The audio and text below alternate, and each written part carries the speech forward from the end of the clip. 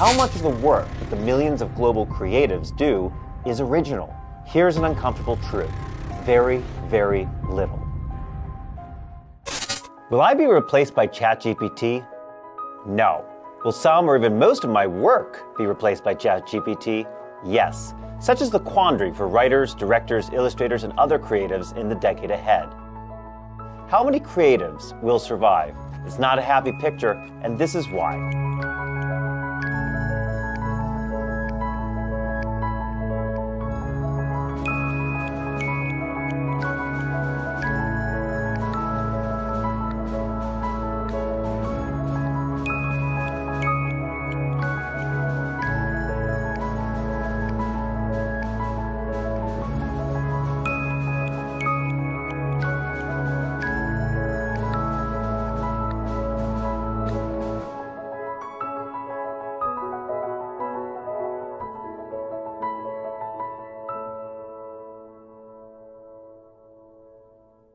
ChatGPT and generative AI models more broadly suffer from two evident flaws when it comes to their output. First is a complete lack of structured thinking or analytical rigor.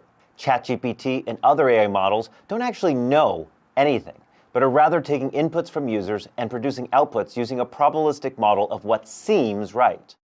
Generative AI will quite literally help you kill yourself and not even know it's trying to do so.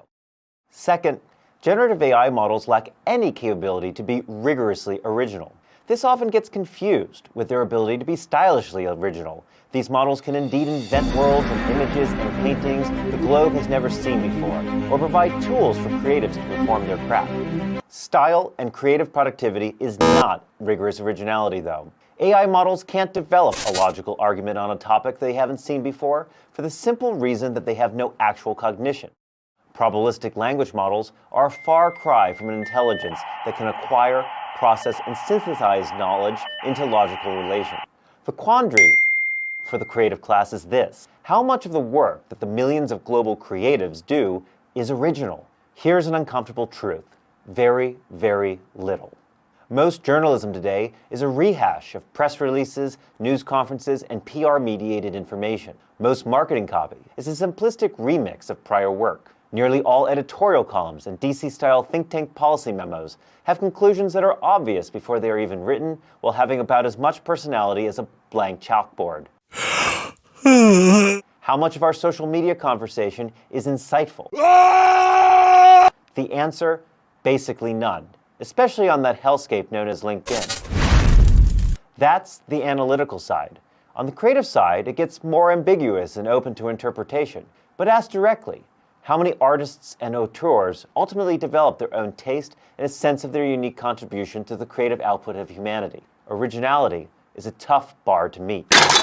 What's uncomfortable is that the creative class was supposed to be the last bastion for employment, a zone of safety from the aggressive automation of the modern economy. Factory work can be automated with robotics, but bots, AI bots, could never replace the thinking and originality of the human mind. Go to college rather than trade school. It's mind over muscles.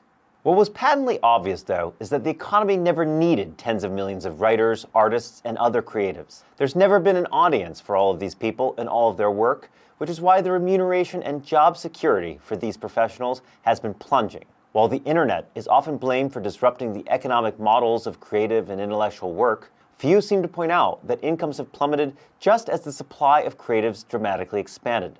That's simple supply and demand. There is plenty of room for iconoclasts and trailblazers to write best-selling novels and sold-out plays, to paint brilliant works and direct heart-wrenching films, but 90%, maybe even 98%, of the creative class's output can be replaced today with generative AI. There are two displacements coming up then for creatives. The first is that many professionals will realize that their work is unoriginal. Some will migrate to more sophisticated and original work and float above the high tide, but the vast majority won't or can't. Entire categories of creative professionals today will be eliminated. But the bigger challenge, societally, is that we're going to have a collapsing number of pathways to creative excellence. Nearly all creative class jobs are designed around apprenticeships, even if that specific word is not often used. Actors start with small and practically invisible gigs. Journalists typically begin with basic beat coverage before being offered tougher and more enterprising assignments, and directors launch with short films before developing their skill to handle feature-length works. Pay is almost always a pittance before reputations are built. What happens in a world where all of those simpler, AI-replaceable assignments are suddenly expunged? Generative AI is a tsunami for the creative class. Those on high ground are going to survive and stay dry, but the vast majority are much closer to the water and much more at risk of being forcibly dragged out to sea than they realize. What will millions of creative 20 and 30-somethings do when their work is casualized and demoted? What's coming will be one of the most wrenching eras to witness.